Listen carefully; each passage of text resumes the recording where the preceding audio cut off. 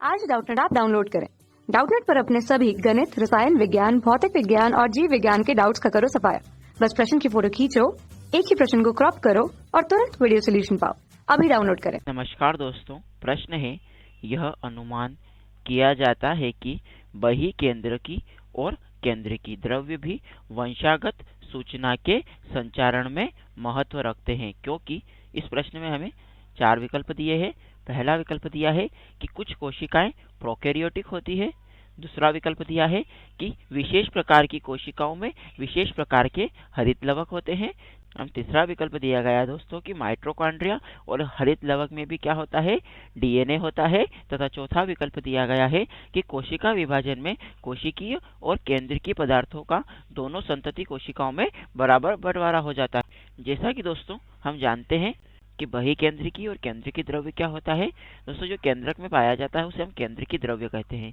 तो दोस्तों जो केंद्रिकी द्रव्य होता है, या फिर हम कहें कि जो बहुकेंद्रिकीय द्रव्य होता है, यानी कि जो केंद्रिकी द्रव्य होता है, यह क्या करता है, वंशागत सूचना में अपना महत्वपूर्ण योगदान देता है दोस्तों।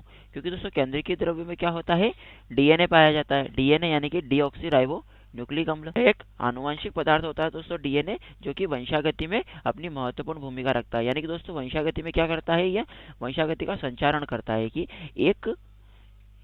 एक पीढ़ी के लक्षणों को अगली पीढ़ी में क्या करता है, यह संचारित करता है। तो ये संचारण का कार्य करता है वंशागति लक्षणों का। तो दोस्तों जैसा कि हमने अभी देखा कि जो डीएनए होता है वो केंद्रिकी तथा बहुकेंद्रिकी द्रव्यों में पाया जाता है, तो वह करता है वंशागति संचारण का कार्य। अब हम बात करते हैं हमारे प्रश्न के विकल्पों की। हमें प्रश्न में पहला विकल्प दिया है कि कुछ कोशिकाएं प्रोकैरियोटिक होती। जैसा कि दोस्तों हम जानते हैं कि जो कोशिकाएं होती है मुख्यतः 2 प्रकार की होती है, यूकैरियोटिक तथा प्रोकैरियोटिक। तो दोस्तों ये हमारे प्रश्न का उत्तर नहीं है, क्योंकि दोस्तों जो वंशागत सूचना के संचारण में महत्व रखता है दोस्तों वह रखता है वंशागति पदार्थ, यानी कि दोस्तों जो आनुवंशिक पदार्थ होता है वह महत्व रखता है दोस्तों। कुछ कोशिकाएं प्रोकैरियोटिक है या यूकैरियोटिक होती है, इसका उससे कोई संबंध नहीं होता है। तो ये हमारे प्रश्न का उत्तर नहीं है।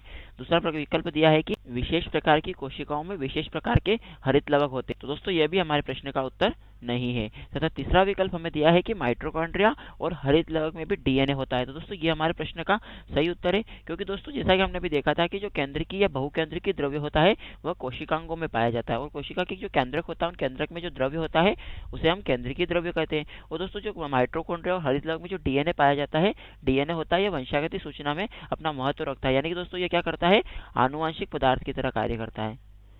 किसकी तरह कार्य करता है, आनुवांशिक की तरह कार्य, पदार्थ की तरह।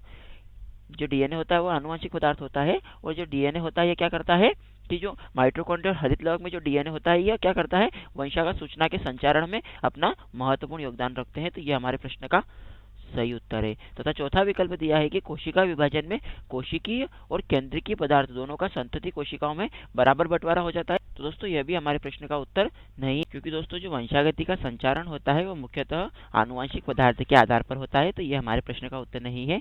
हमारे प्रश्न का उत्तर है दोस्तों विकल्प तीसरा कि माइटोकॉन्ड्रिया और हरित लवक में भी डीएनए होता है। यानी कि विकल्प तीसरा जो है हमारे प्रश्न में सही उत्तर है, क्योंकि दोस्तों माइटोकॉन्ड्रिया और हरित लवक में जो डीएनए होता है वो क्या करता है, वंशागत सूचना के संचारण में अपनी महत्वपूर्ण भूमिका निभाते हैं। उम्मीद करता हूँ दोस्तों आपको प्रश्न का उत्तर समझ में आया होगा। धन्यवाद।